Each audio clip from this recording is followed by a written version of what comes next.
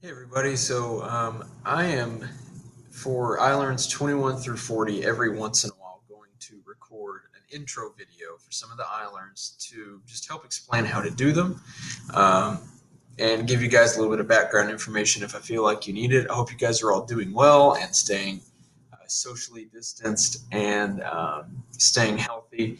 iLearn's 21 through 23, I have made a case study that is actually murder mystery. So for 3 iLearn days, it's going to walk you through the steps of solving the cause of death in a real life string of murders in 1982 that took place in Chicago. They're called the 1982 Tylenol murders. That will make more sense once you get into the case study. And instead of making the whole case study one iLearn assignment, I've split it up across 3 iLearn assignments so that you guys don't get overwhelmed. Now, it does a pretty good job of setting up the case study and the murder mystery and all of that, so I'm not going to take time to do that. But what I am going to do is kind of refresh you guys on some content that you will need to know in order to solve the cause of death in the murder mystery. And it really all hinges around cellular respiration and the 3 steps that take place in cellular respiration. So I'm going to quickly walk through those. The first step is glycolysis. So remember, cellular respiration, the whole deal is glucose is being broken down in the presence of oxygen to make ATP, energy. And some byproducts of that are carbon dioxide and water. But the main thing is energy, ATP. So in glycolysis, this is the first of 3 steps.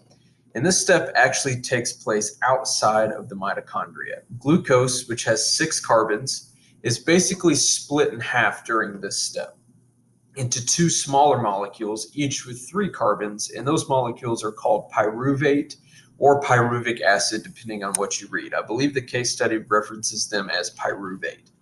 The main point of that step, though, is that through that breaking of glucose into 3 carbon molecules, 2 ATP is released, 2 molecules of ATP, so 2 units of energy is released just through that one little step.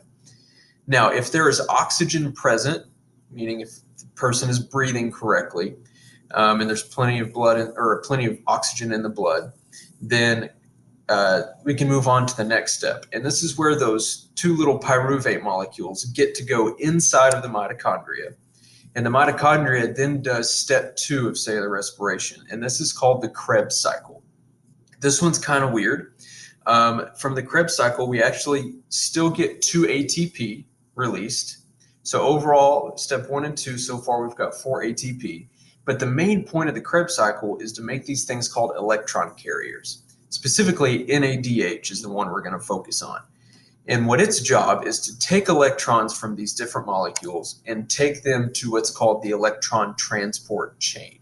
And that is the last step of cellular respiration. So first glycolysis, we get 2 ATP. Then the Krebs cycle, we get 2 ATP. And then finally, those electron carriers carry electrons to the electron transport chain. Now, I'm going to make a very long story very short with the electron transport chain. It can get kind of complicated, but basically what happens is there is a chain of different proteins that carry electrons from one protein to the next.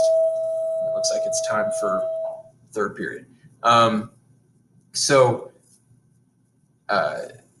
During these, every time the electrons move from protein to protein,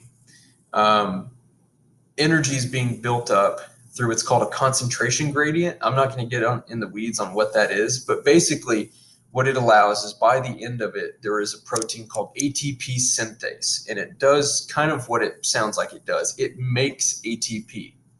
And so once the electron gets to the end of the chain, that allows ATP synthase to make quite a bit of ATP, quite a bit of energy. And from this step, we actually get, on a good day, 32 ATP. So overall, we have glycolysis, which gives us 2 ATP, the Krebs cycle, which gives us 2 ATP, and then the electron transport chain gives us 32 ATP. So the majority of your energy to get through the day comes from the electron transport chain.